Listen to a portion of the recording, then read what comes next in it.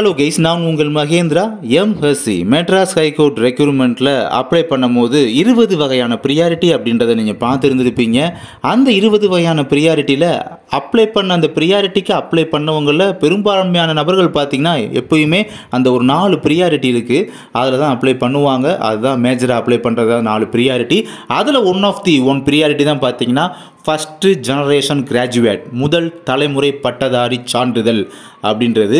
அதுக்கு நீங்கள் எப்படி அப்ளை பண்ணீங்க, ஸோ நீங்கள் எப்படி அப்ளை பண்ணி போட்டிங்க, இது ப்ரியாரிட்டி கிடைக்குமா என்ன ஏது அப்படின்றத இந்த வீடியோக்குள்ளே பார்க்க போகிறோம். வாங்க வீடியோக்குள்ளே போகலாம். இப்போ 2015க்கு முன்னால் காலேஜ்லாம் முடித்தவங்க பார்த்தீங்கன்னா, அதாவது டிகிரியை கம்ப்ளீட் பண்ணவங்க, அப்போ 12th முடித்ததுக்கப்புறம் இந்த மாதிரி ஃபஸ்ட்டு ஜெனரேஷன் சர்டிஃபிகேட் அப்படின்றத, முதல் தலைமுறை பட்டதாரி சான்றிதழ் அப்படின்றத வாங்கியிருப்பாங்க 12th முடித்த உடனே.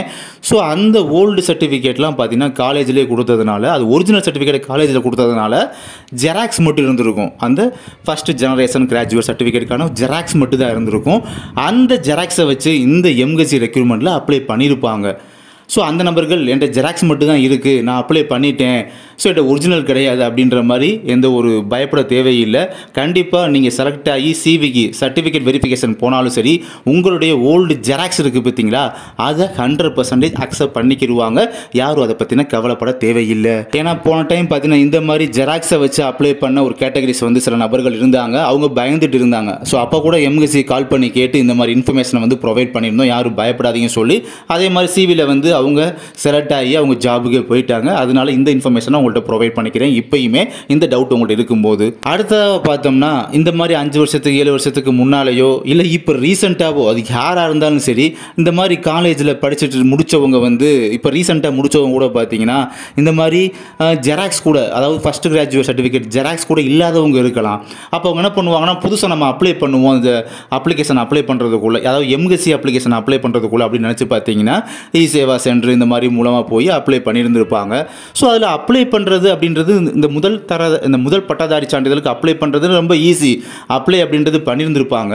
ஆனால் அதில் ஒரு ட்விஸ்ட்டு பார்த்தீங்கன்னா, சில டிஸ்ட்ரிக்டில் பார்த்தீங்கன்னா உங்களுக்கு கிடச்சிருக்கும், அதாவது கவர்மெண்ட் ஆர்டர் இருக்குது, அந்த ஆர்டர் படி வந்து உங்களுக்கு போட்டு கொடுத்துருப்பாங்க, சைன் போட்டு கொடுத்துருப்பாங்க, கிடச்சிருக்கும் சர்டிஃபிகேட் அப்படின்றது. ஆனால் சம் டிஸ்ட்ரிக்டில் பார்த்தீங்கன்னா கிடச்சது கிடையாது.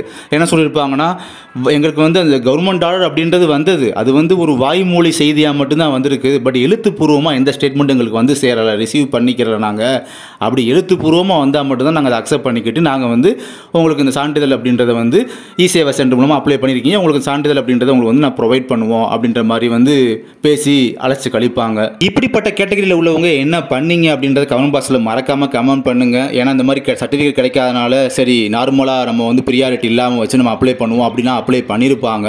அதனால் இந்த மாதிரி கேட்டகரியில் உள்ளவங்க வீட்டுக்கு மூத்த பிள்ளையாக இருந்து அவங்க ஒரு டிகிரியை கம்ப்ளீட் பண்ணி ஒரு முதல் தலைமுறை பட்டதாரியாக இருந்துமே அவங்களால சான்றிதழ் அப்படின்றத பெற முடியலை, பெற்று இந்த மாதிரி விண்ணப்பிக்க முடியலை அப்படின்ற மாதிரி வருத்தமான செய்தியாக தான் இருக்கும். ஸோ அந்த கேட்டகரியில் உள்ளவங்க நீங்கள் கண்டிப்பாக என்ன பண்ணீங்க அப்படின்றத கண்டிப்பாக மறக்காமல் கமெண்ட் பாக்ஸில் சொல்லுங்கள். அண்ட் ஒரு பர்சனுக்கு வந்து 2 ப்ரியாரிட்டியோ இல்லை 3 ப்ரியாரிட்டியோ கூட இருக்கலாம். அந்த 3 ப்ரியாரிட்டியுமே பார்த்தீங்கன்னா அவங்க கன்சிடர் பண்ணுவாங்க ரெக்ரூட்மெண்ட் செல்லில்.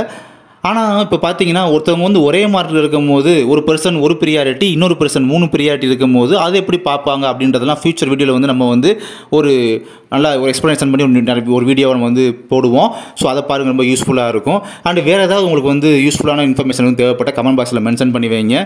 ஸோ மேஜரான கமெண்ட்ஸ் என்ன இருக்கோ அதை பார்த்து நம்ம வந்து நெக்ஸ்ட் வீடியோ பப்ளிஷ் பண்ணலாம். தேங்க்யூ.